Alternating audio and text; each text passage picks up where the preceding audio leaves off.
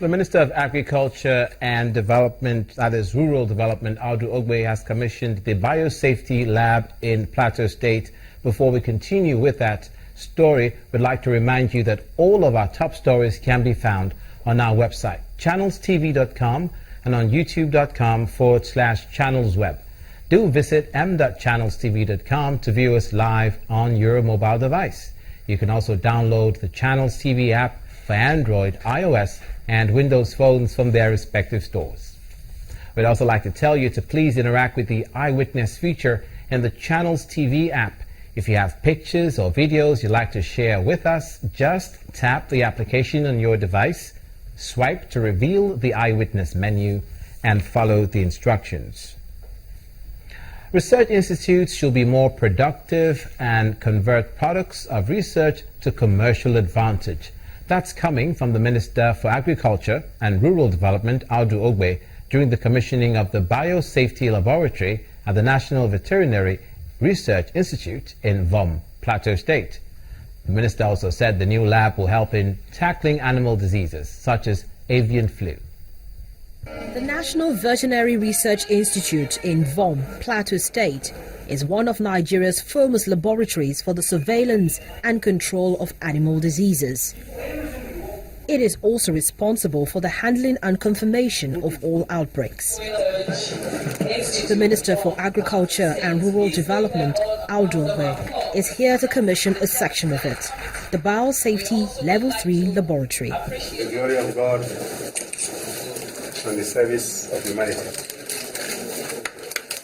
After the commissioning, the Minister speaks on the need for research institutes to upgrade and become more productive. Research is no use if it does not produce tangible results. The research laboratories and institutes of this country are full of research findings which have never become available to the Nigerian public because we have not adopted the style of India and Brazil and China, where research institutes have commercial outreaches which convert the products of research to commercial advantage. The Chairman Senate Committee on Agriculture gives an assurance that the legislative arm will pass laws to enhance productivity at research institutes across the country. We have a couple of drafts already with the necessary enactments that will be required to give your existence a new lease of life. We hope that once we are over with the budget season, the next item, important item on agenda for agriculture is to take a good look at the legislation for the councils and for the institutes. Funded by Canada's Department of Foreign Affairs and International Trade in collaboration with the federal government, the laboratory is expected to conduct rapid, safe, and secure diagnosis of highly infectious animal diseases. In our modern age, where global travel is routine and disease knows no boundaries, a well-equipped, safe and secure biological laboratory is an essential tool in the fight against infectious disease. Today we have a facility where we can carry out very sophisticated work in a very safe, secure and timely manner. And we can guarantee that results that come out of this facility are comparable to just results you can get from any other part of the world. It's going to be to a lot of benefits to the country because results can come out in as short a period as 1.5 hours after we've gotten samples out from the field. Early this year, 3 to 5 million chickens died as a result of a fresh outbreak of avian flu. The commissioning of this laboratory is expected to help tackle the outbreak of animal diseases.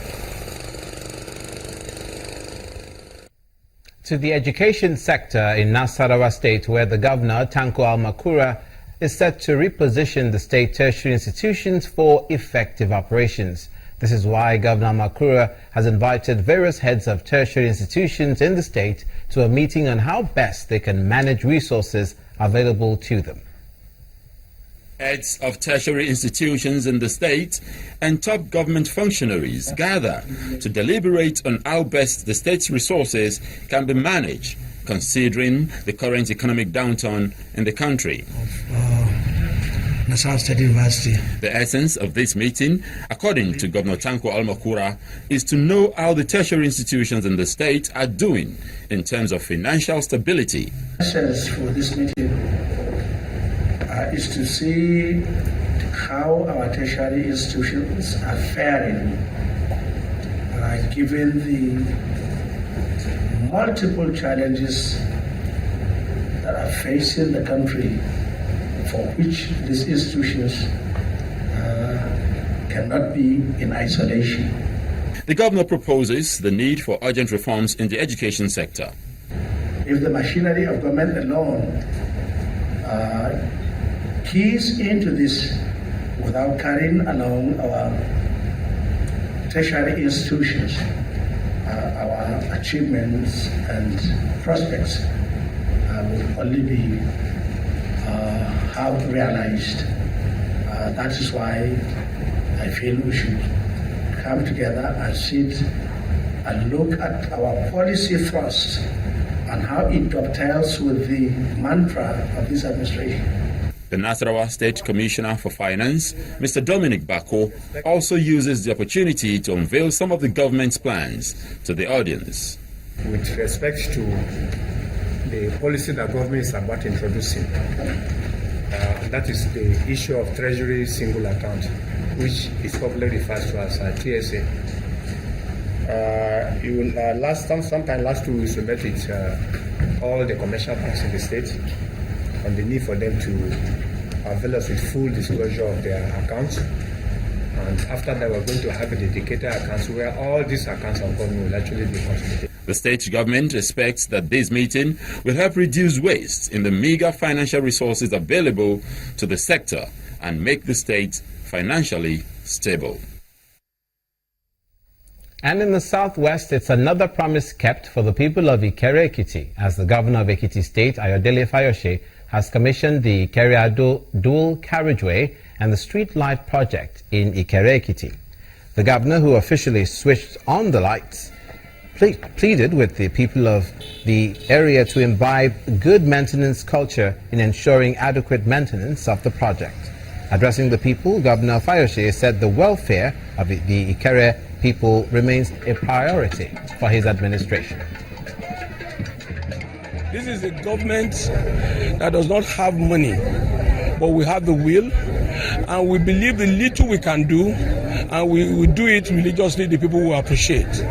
So I want to say to you that this project is in collaboration with other sectors apart from government, and it is at no cost majorly to Ekiti State government. It is just harnessing both human and material resources to achieve a better living for our people. And my government will not stop at doing that. We will continue this project until we get to the end of the road in Ikere local government. This is a promise, and we have kept it. And we will continue to improve on these promises because the people comes first in our government. Mr. Ayodele Fayose, Governor, Ekiti State. In Kwara State, the State House of Assembly has passed the 2016 budget proposal presented by the State Governor, Abdul Fattah Ahmed. The Speaker of the State Assembly, Dr. Ali Ahmed, while presiding the passage, explained that the House raised the total size of the budget from 116 billion naira to 128 billion naira to achieve a minimum of 70% implementation. He noted that the highest political offense in the Constitution is non-implementation of the budget, and assured of the resolve of the House to ensure total compliance with the budget. Whether it's implemented or not, he stressed, depends on the quality of oversight functions of the members, and challenged them not to disappoint the people. To the south now, the Delta State Government Board of Micro, Small and Medium Enterprise Development Agency, under the leadership of the State Governor Ifeanyi Okowa, has disbursed loans drawn from the Central Bank of Nigeria for the Micro, Small, Medium Enterprises Fund. Governor Okowa insists on creating wealth by channeling funds into viable projects, thereby providing employment for the indigents of Delta State.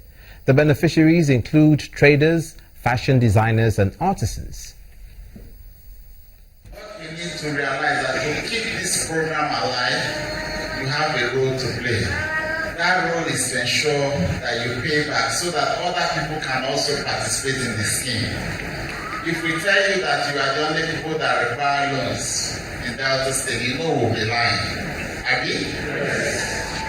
Because other people are there, but we cannot reach out to everybody. It's not possible at a time. One person at a time. Ifeanyi Okowa, Governor, Delta State. You're watching news across Nigeria. Coming up, the Nigeria Customs seized contraband goods in Oyo State. Please stay with us.